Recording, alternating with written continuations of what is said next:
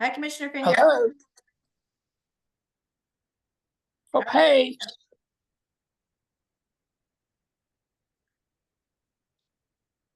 William will be on in a moment.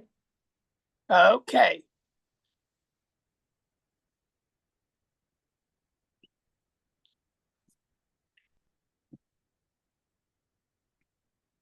How long are you in town this time? Oh, I'm here until the end of May. End of May, okay. So if I wanted to set up a lunch meeting with you and William sometime in May, That would be fine. okay, As long as it's not the last week of May. okay. So I'll try something in the next 2 weeks. Okay, thank you. Do you have a preference? I Not could really. actually look at his calendar right now and probably find a good date for you. Let me take a look at my calendar. I'll be right back. Okay.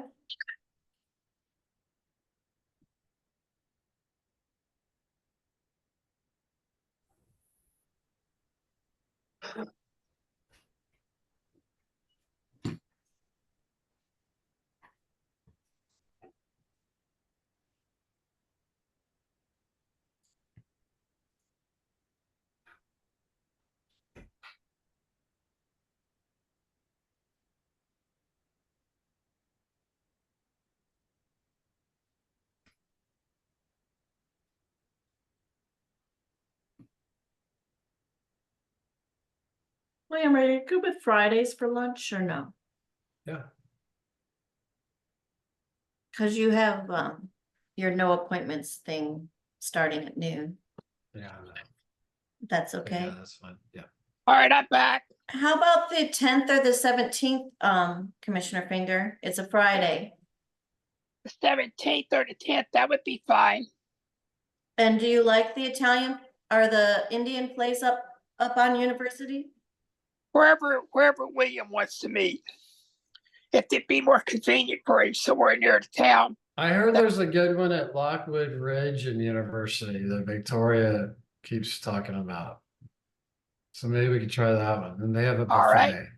What's the address? I don't know. We'll have to get that for I'll you. look it up and send an appointment and a follow-up email to you. All right, thank you. So you said the 17th is better for you? No, the 10th is fine. The 10th, okay. So noon. Noon on the 10th, yes. All right, good.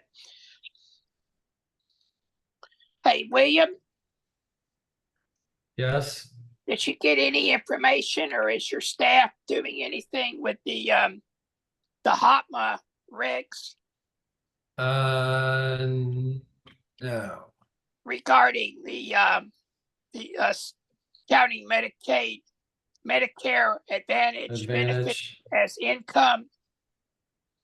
Let me ask them again. I don't remember if they ever got back to me about that or not. Is there anybody at HUD that you could call, or that I could call? Let me think about that. I don't know who would be responsible for that. There don't seem to be anybody that knows anything about it. I know. But I know something's going on because I'm starting to hear from other people. All right, I'll find out from my team at least. Okay, the only person that is missing would be Ernestine. But Dwayne could share it. What's that? Yeah, Dwayne, I'm not sure we needed a committee meeting for this. But oh, and I see John Colon just joined. But there are some changes. We're proposing some changes to the admin plan. Yeah, I saw that. There didn't seem to be anything that was that noteworthy. It was mostly to do with owner managed PBV wait lists. So under HOTMA, the property owner can manage their own wait list as opposed to the housing authority. Right, I understood that. And that's what we're gonna do at Cypress Square, for example. And also when the Jefferson building, when HUD contacted us about doing a ton of PBVs at the Jefferson, we all agreed that Jefferson could manage it on their own, Right. and that, you know, we would obviously provide the subsidy. Hey, Commissioner Taylor. So you're all set then. We've got John and Ernestine online. Yes. Oh, Hello. So yeah, this is just making it clear in the admin plan, which HAMA allows that it can be a site-based or owner-managed, you know, PBV wait list. Of course, we have to approve, you know, right, before they move into a PBV unit, our team has to ensure, you know, that they're compliant and qualified to move into a PBV unit, but they do all the upfront work and, you know, initial screening and all that stuff. Yeah, this is the tenant screening that goes along with Correct, meeting the requirements. correct. And then we also wanted to make sure we have a preference in the admin plan for our tenant-based vouchers that, you know, if HUD approves a conversion or, you know, a demolition or repositioning, that we can give those residents a preference to get a voucher. But Right. that same preference doesn't necessarily translate to the PBV wait lists. So we added in a provision to also make sure that that same preference applies to PBV wait lists. Right. You know, whether it's at Janie's Garden or Emerald's Park Place or Cypress Square, that if we need to relocate families, we can put them, you know, basically at the top of one of our project-based voucher properties. And they're not, you know, at the end of the waiting list, so to speak. Right. They just get priority for the You get units. priority, right? Because I mean, some are happy to take the voucher and find their own place, but, you know, some would rather have, you know, a property that, you know, has the assistance there, you know, like a Janie's Garden or Emerald's Park Place, for example. And it gives them and us more, you know, options. So that's kind may I of, say something?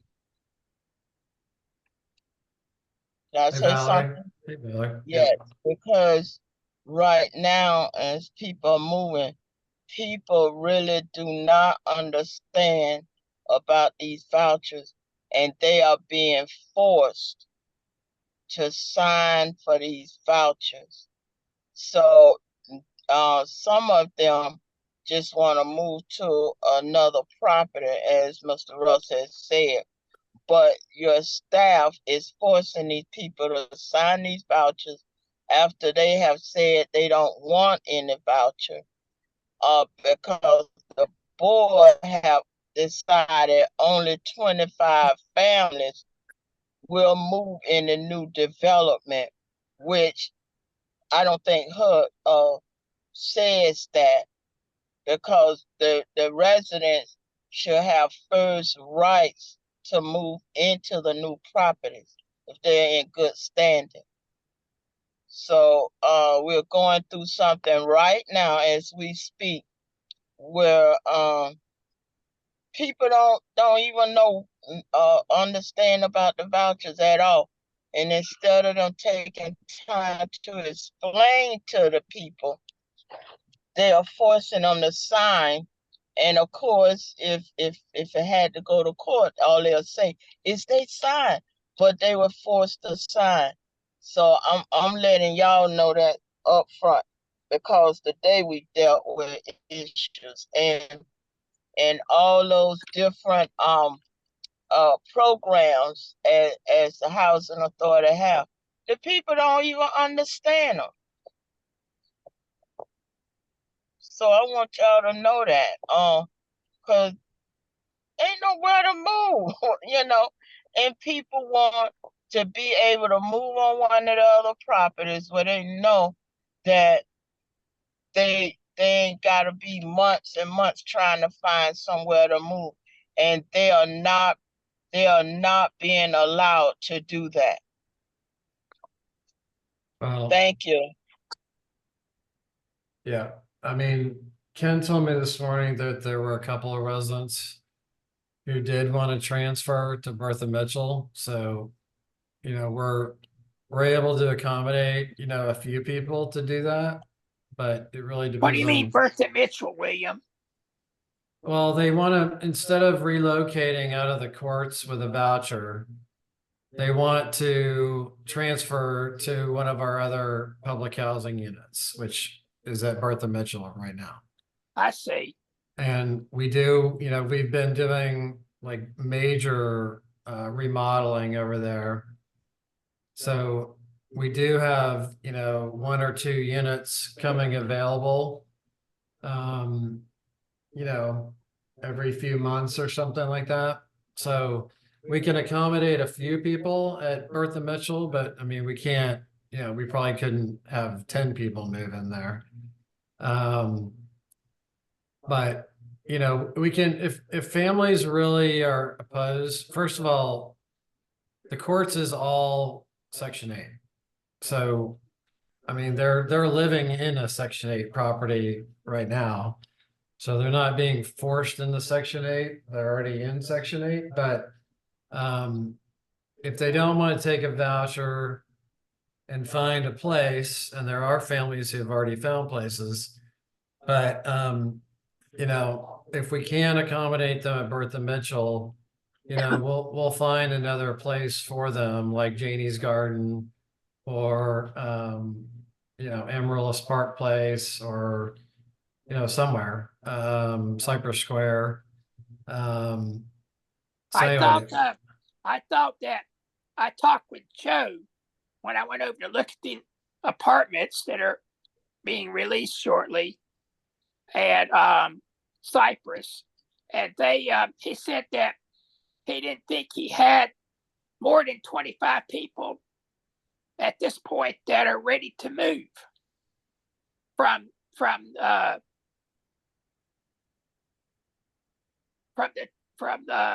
the courts. So he didn't think that the 25 would be a problem. But that's because the board voted to only allow 25 families to move I to the understand. new place. But you are displacing 100. no, we're displacing about 58, 59. Well, I mean, it was 100 to start with before you did half of them. Yeah. And Yeah. 36 came down. Well, I think we're still concerned that I'm concerned that Thank you. eligible families who want to go from the courts to the new units, that they should be allowed to do that without regard to some cap. But I think the board was only looking at it as trying to have a balance of a number of units that'll be moderate income and a number of units to be low income, and trying to keep it from becoming just concentrated low income families. And Well, right, because Dwayne, you have to keep in mind, we have 25 PBVs, right, which would not include the court's residents.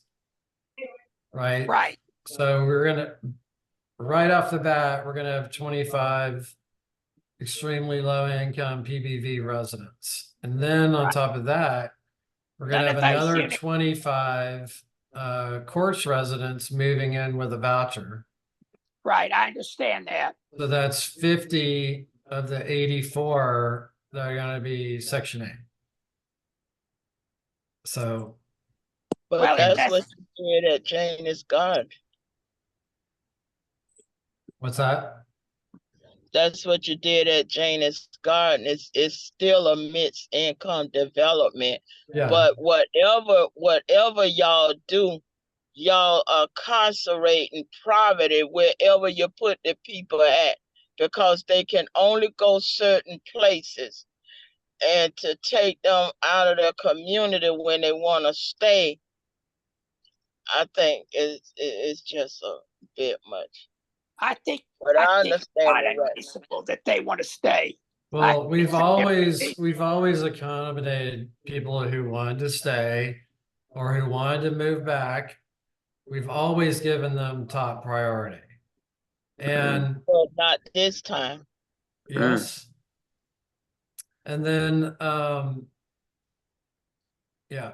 And then when Orange Avenue was being demolished, I mean, there were like 5 or 6 residents who signed up and spoke at the city commission meeting, saying we want a Section 8 voucher and we want to move to other parts of the county because that's where our jobs are.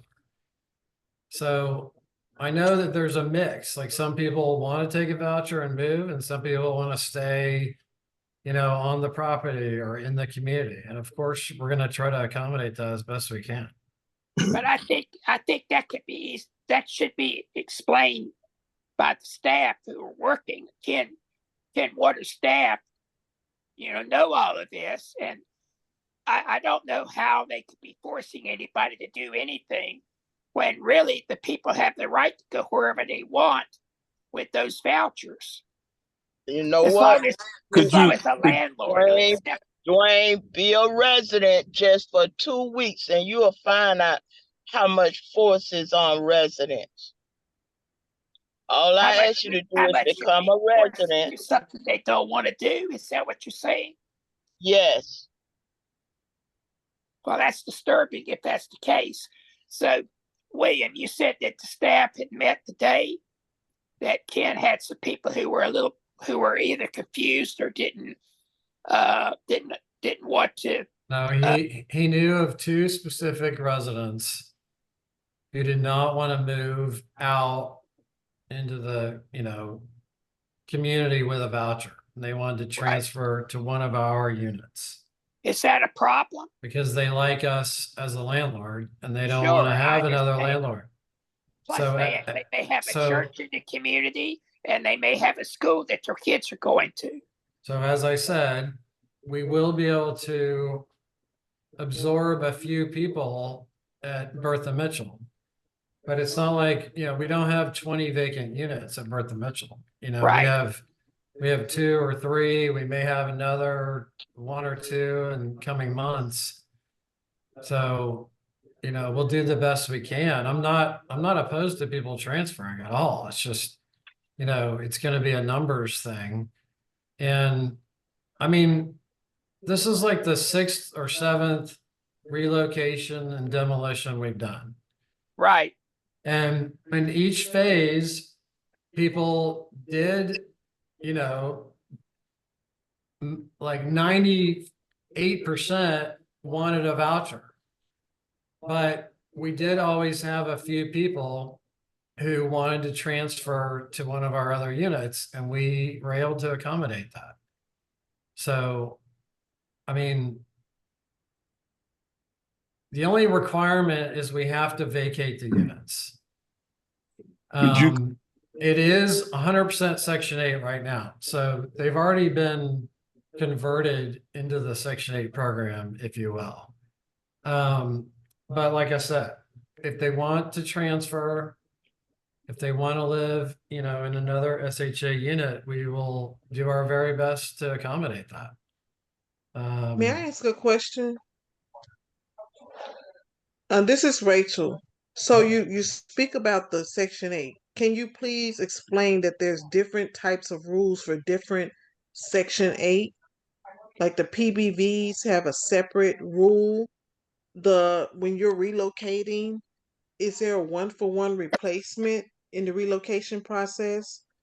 Um, we also I seen in the email that you just sent about the young man Lazaro who said that he's totally confused and that and I sat in on one of the meetings where some of the tenants were telling the young lady who was presenting the Section 8 voucher program to them that they were confused and she told them to sign it anyway and she talked to them later. That's forcing these people to sign something that they don't even understand. So I want you to help us to understand like there's two different types of Section 8s that you're talking about. Could you please explain, elaborate on the what one does that the other doesn't?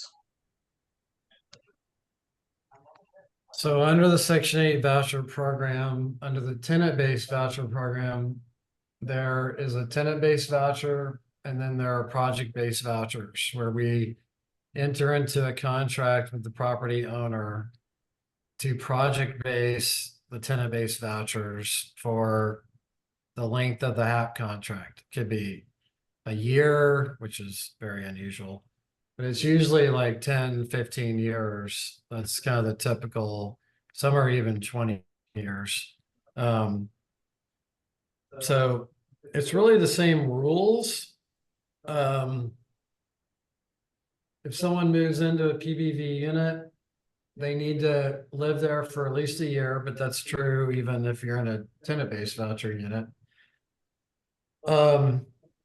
If, let's say, someone moves into Janie's Gardens into a PBV unit and they want to move after 12 months, they are eligible to get a tenant-based voucher from us and then move with continued assistance with their voucher. So there's mobility within the Section 8 program, as opposed to like public housing. You can't move out of a public housing property with continued assistance.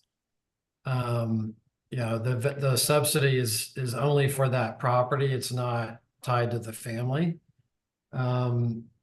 But if you live in a PBV unit, you're eligible to, contact us and say, I would like my own tenant-based voucher because I would like to move somewhere else. But I mean, that's the only difference. The rest That's of what it sounds like. the rest of the rules are the same. I mean, the income calculation, the rent calculation, you know, With all with that the stuff. Section 8 voucher, can you guys, if they move in with the tenant based voucher, can you guys as managers or housing authority not renew that voucher? And with the PBV, can you not renew? I think a landlord could possibly not renew. I don't think we would be in a position to do that, but Yes, you are, because there's somebody right now, their lease is not being renewed. So you can not renew using the tenant base, and that's where there's a difference. And some of these tenants are not aware that they could be in a position to using that voucher, going into one of those units, and if the manager says, I don't want to renew your voucher, they have to take that and be mobile and go find someplace else.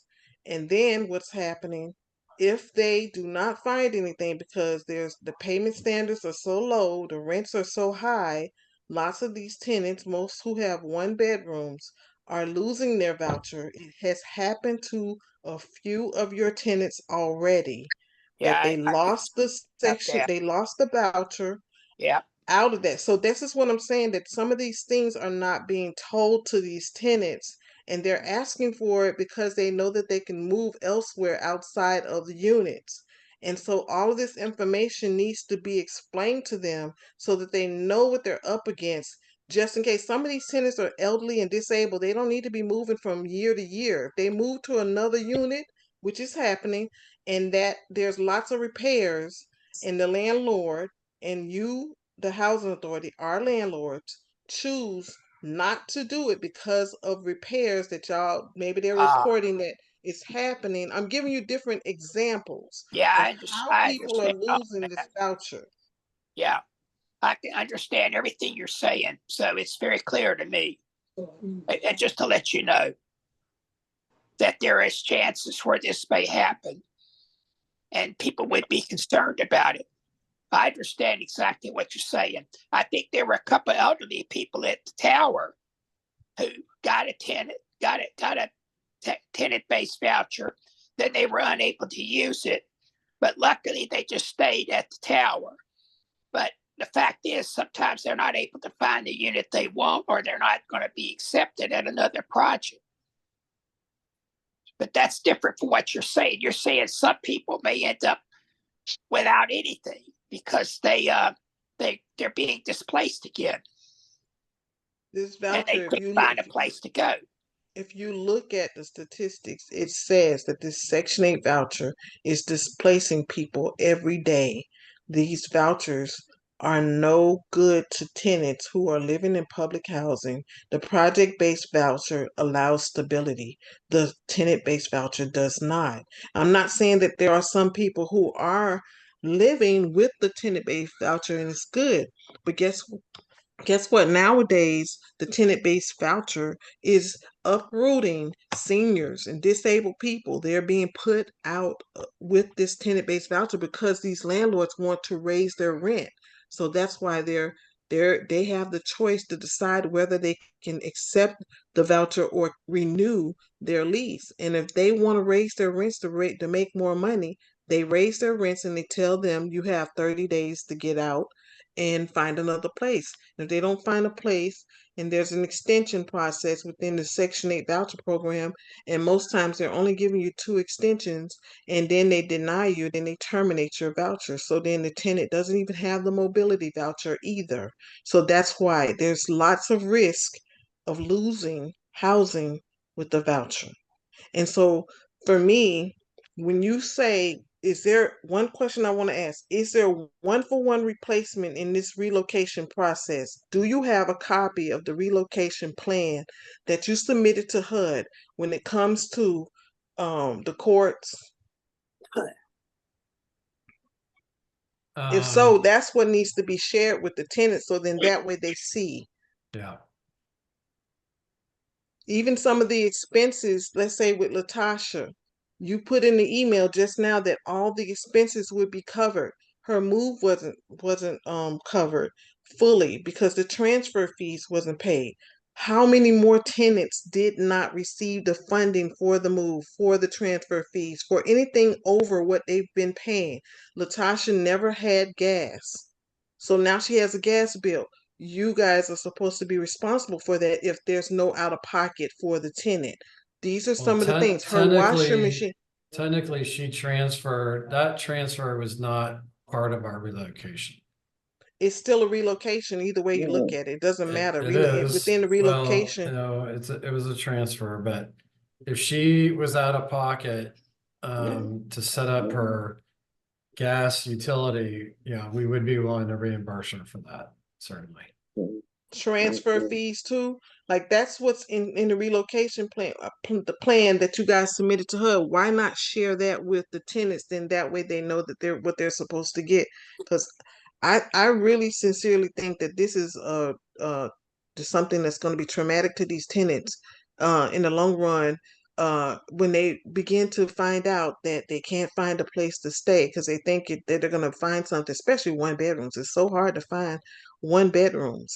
And so I think that you got to put as much protection in place. And I'm asking one more time, is there Well, one for we're one not, replacement? I'm asking yeah, one more thing. One time, this is the third time I asked this question. Is there one for one replacement no, there's when they not. move? There's not? Okay.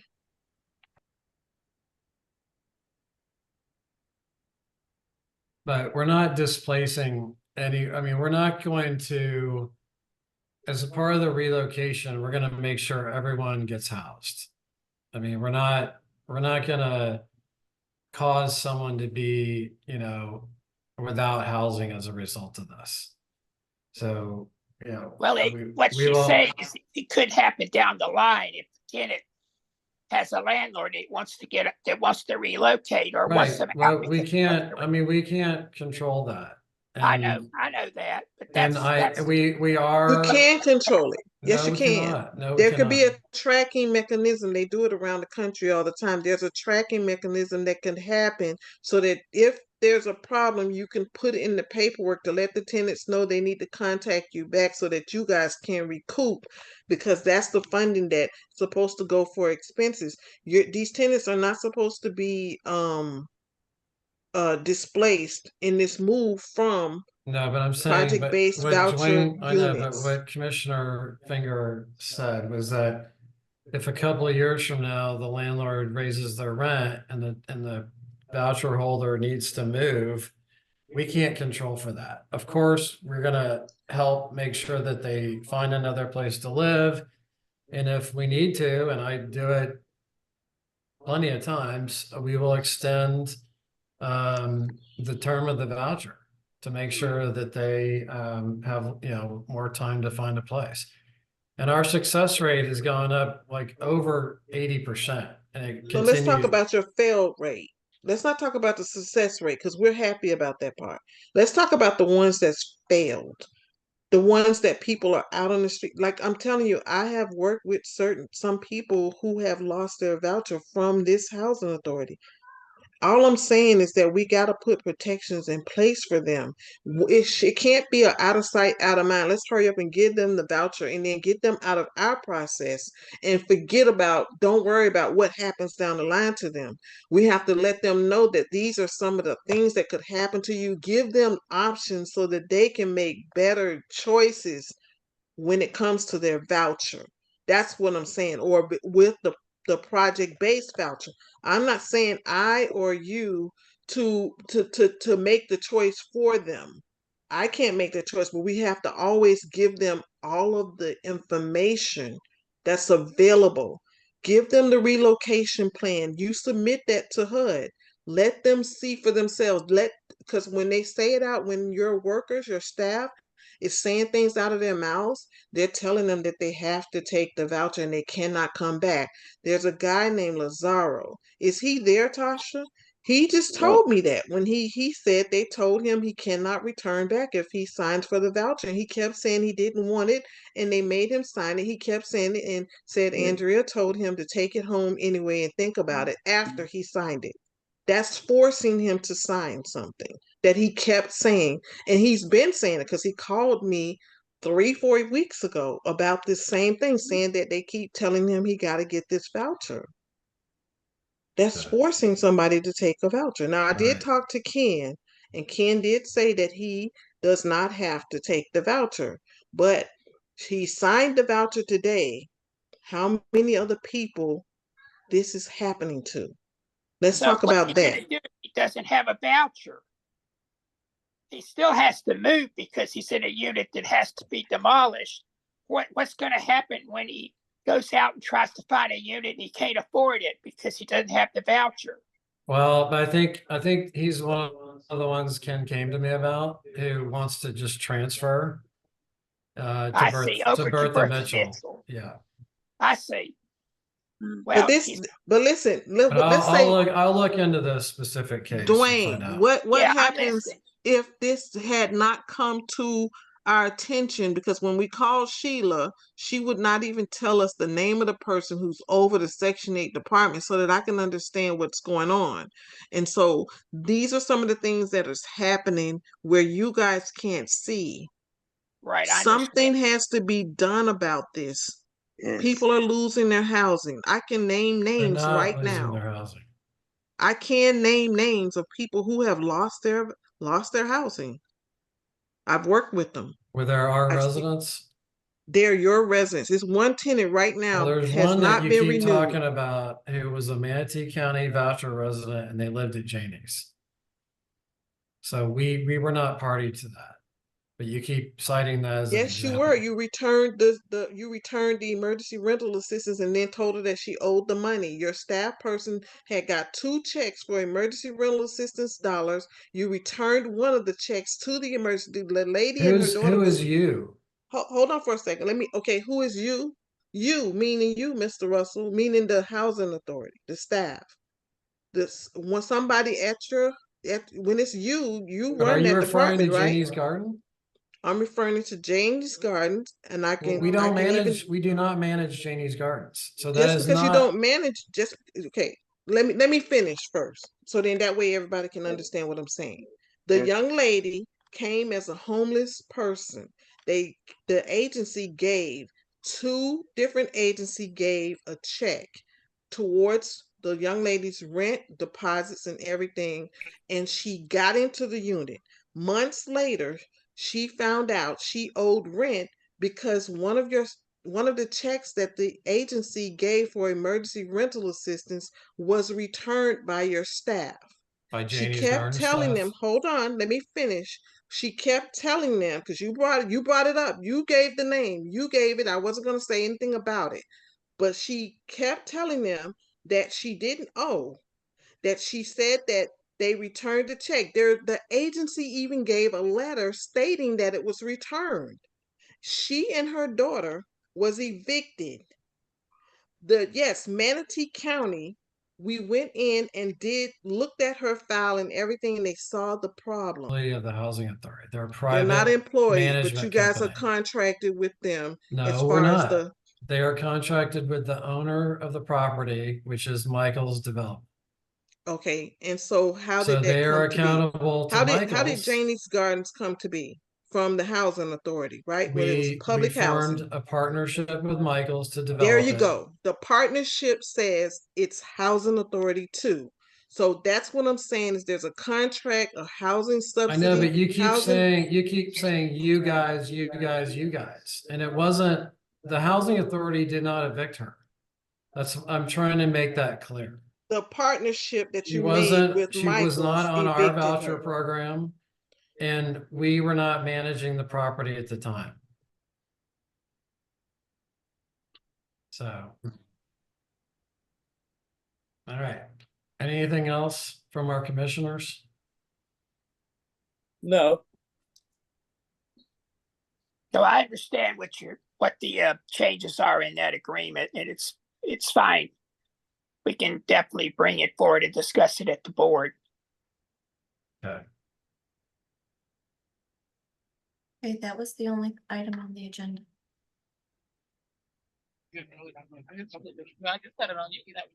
All right. Thank you all. Thank you. Thank you, Mr. William. Russell, Yes. Mr. Russell, can you stay on here for a minute? Cause I like to ask you since I can't never get you on the phone. Okay. Well, do you want to just call her, William, because it's gonna be recorded and I can. Yeah, I'll call her back. All right. I'll call you right now, Valerie. All right, thank you. Bye, everyone. Bye.